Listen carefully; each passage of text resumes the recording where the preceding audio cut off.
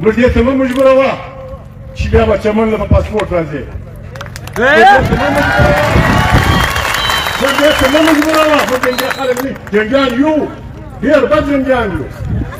دا ولس ته دغه نه عزیزانو جګړې مګړې نه کوو. زه پرون راغلی وم، زه پرون محمود وم، نن زه راغلی یم، زه د دې ولس نماینده یم، ما ته یې اوټ راکړی دی، ما ته یې اوټ راکړی دی. زه د دې ولس سره تر هره ځایه درېږم، تر هره ځایه ولاړ یم. که مې در ماته کړه عزیزانو زما پلار نوم بدل کړي، زما نوم رابدل کړي.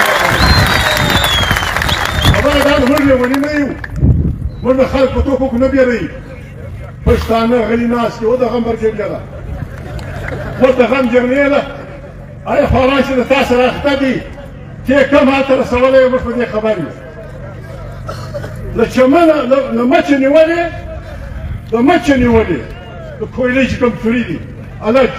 تر کوچ پورې پر هر الج باندې چې سرکار څومره ټکس اخلي د هغونې د بلوڅانو جنګیان ته ورکوي، د هغونه پیسې هم سره پوه کوو. دا به د کام په حیثیت په اتفاق او اتحاد داسې یو لاره اخلو چې د چمن ولس و دنیا ته خړمخې نه سي. دلته متکبر غرور ناپوه جرنیلان، متکبر ناپوه رشوت خواره افسران په دې چرت لګیا دي چې دا درنه چې په خپله دوی منله چې دا کار په دا رنګه کېږي، دا یې نه منو. یو قسم دوی دا درنه ماتول غواړي، شکست ورکول غواړي. دا شکست د ګرد چمن زموږ د ګردو ولسونو شکست دی، زموږ د پلار او د مور نوم خاورې ځکه موږ دا شکست ومانئ. د ګردو یو هر سړی هر سپین ږیری هر عالم دین د هر هیل زورور خلک به د خدای سره دا وعده کوي، د ځانه سره دې کوي چې موږ د دې خپل ولس دا درنه روا بولو، جایزه یې بولو. که څوک حق نه راکوي بسم الله الرحمن الرحیم هر څه چې کوي هغه دې وکړي. عزیزانو نن 21 فروری د کیسه ورته کوم. بریګیډیر صاحب غوږ پرې ونیسئ، بریګیډیر صاحب غوږ پرې ونیسئ، که جرنیل دي که بریګیډیر دی، ډي سي صاحب غوږ پرې ونیسئ چې تاسې په 1951 کې دغسې یو درنه وه،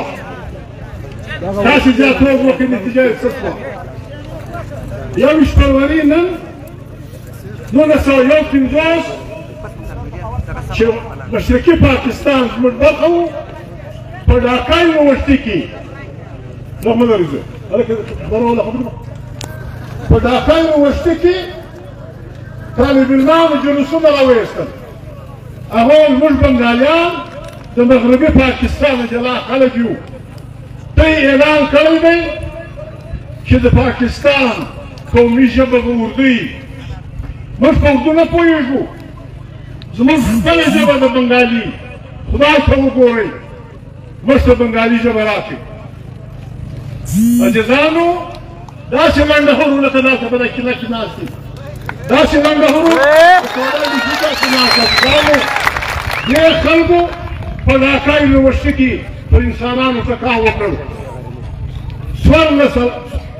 څلور بنګالیان ځوانان د خپلې ژبې په دفاع کې شهیدان شول. ځینې وایي 14 وو، ځینې وایي 9 وو، تر 14 یې نه زیاتوي. په درجنونو انسانان مړه شول. هغه جګړه کلک کلک کلک داخل د بنګال و پاکستان په جنګ بدله شوه او بنګلادیش جوړ. دغه یوه جګړه. بیا نن دا ورځ د نومبر 1999 کې دغه بنګالیانو شهیدانو په یاد کې په 1999 کې خلکو دا فیصله وکړه چې دا ورځ به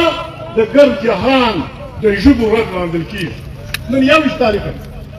نن 21 تاریخه د ګرد جهان د ژبو د احترام ورځ ده او دا د هغو څلورو شهیدانو برکت دی.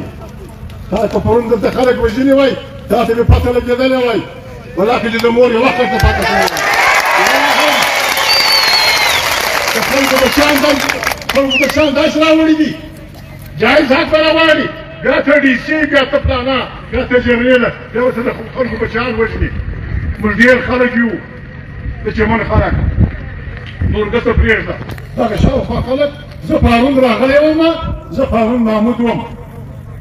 نن زه راغلی یم زه د دې ولس نماینده یم ما ته اوټ راکړی دی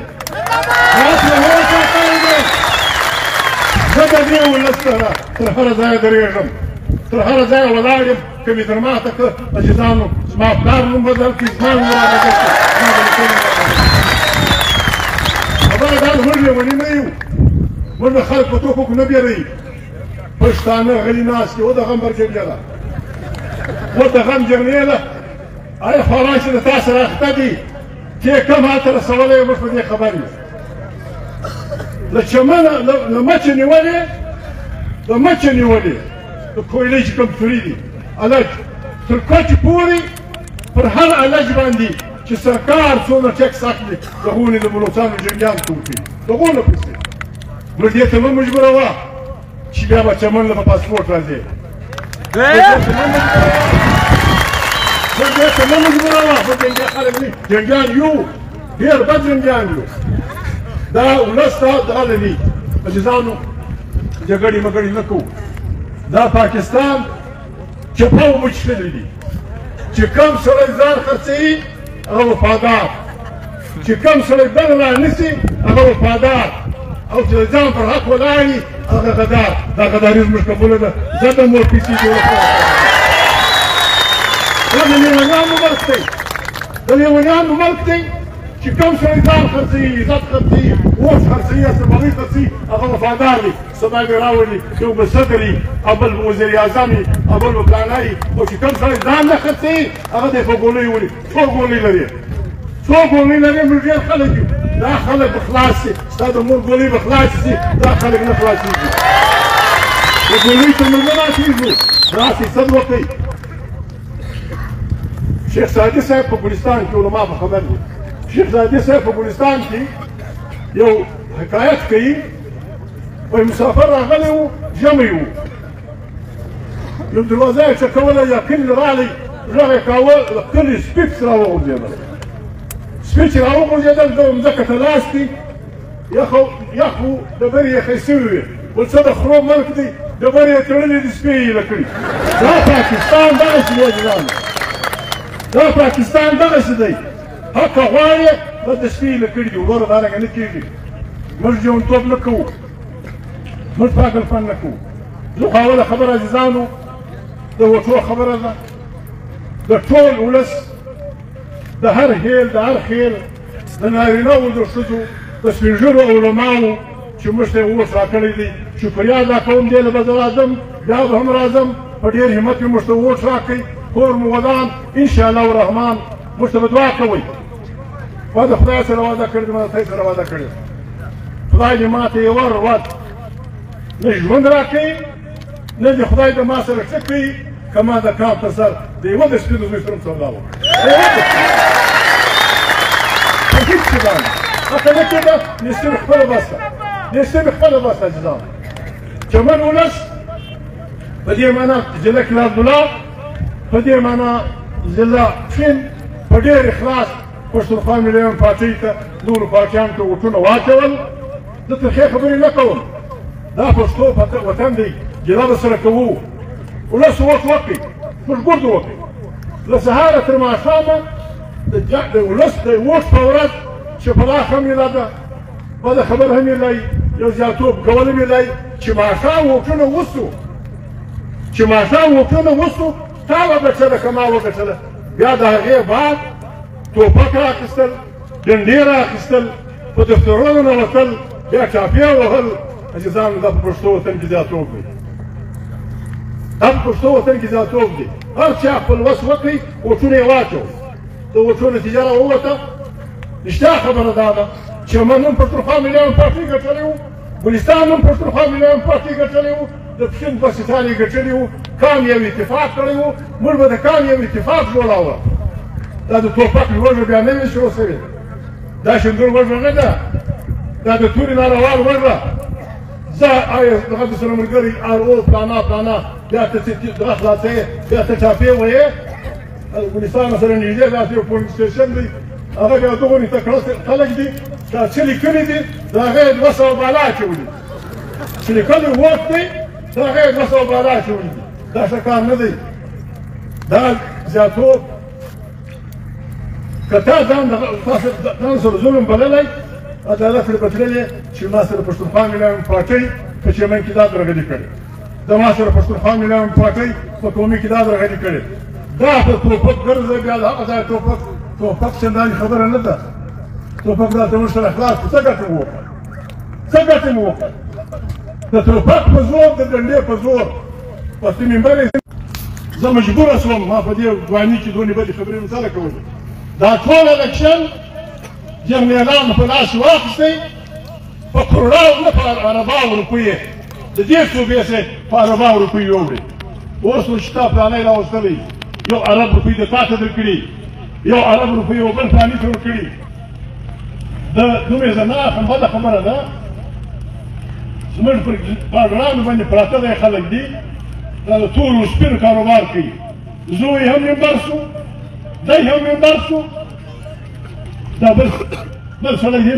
د سینټ کې لوی چوکۍ وه دا هم دې دوو بلاو تر 3 اربه روپۍ زیاتې ورکړي اوس چې په 3 اربه روپۍ یو سړی ته راولي بیا منبر کې دا به د 3 اربه روپۍ د پاکستان د کلمو سره کوي وروره ملا به تړو قیمت به کوو پر پاکستان باندې د لنډهورو سمګلرانو ډاکوانو غلو او رشوتخورو ماشین را روانه ده بل غربای الیادیس ورته ولاړ دي داسې به ورته دلیل وو ما ته اکبره بخښئ که ما یو سړی پرېښو ما وایي اوس ورته مې رښتا خبره نه وکړه او ستی د ګډ ولس نمایندګي ما نه وکړه ما په دغه چرت په ګولۍ ووړئ په کوټه کې سړي بله ورځ عزیزان راغلي دي پر مدینه شریفه یې لویه کنده را وګرځوله چې د خلکو اسان روان نه وړي موږ لږ یو چې په پښو کې مې یونیسي پوښتنه وکړه سړي دغه په لاس نه راځي چې څو میاشتې هغه د خندق جنګ روان دی رسول الله په خپله د لوږې په ځان پورې 2 ډبرې کړلې وې ځوانان بچیان هم وو دا هم شته چې دغه لیکلي دي چې د کارګرو خلکو ته به په ښه اواز کې دا موږ چې په دغه کې بند کړو په قفس کې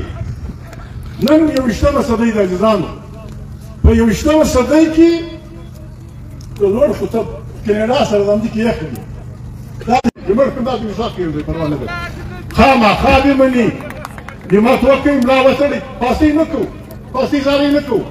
دا هغه ټول علما کرامو پتې واخیستل شوې او تقریبا هر ځای ګزارې قدر او غوټه ورسېد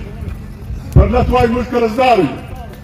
پرلت قرضداره دی څوک قرضداره دی دلته ما ته دغه وویل خوشلا راته وویل پرلت زموږ زنده‌باد اوس ویلی هغه پاکستان چې پښتون بلوچ سندي پنجابي ته خپل واک ورکوي د ولس اختیار ورکوي د ولس خپل حق ورکوي د هر چا نعمتونه د هغو د بچیانو په خدمت کې دغه کوي نن عزیزانو د دغه ورځ د ژبو ورځ ده د ګرد جهان پیشنګونه به وي دلته علما ناست دي قرآن کریم داسې واضح